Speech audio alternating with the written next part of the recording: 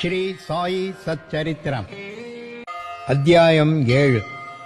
ஞானிகள் தங்கள் அடியவர்களின் துன்பங்களை தாங்குகிறார்கள் என்று உறுதியடைந்தனர். ஞானிகளின் உள்ளமோ மெழுகை விட மிருதுவானது. உள்ளும் புறமும் அது வெண்ணெயைப் போன்று மிருதுவாக இருக்கின்றது.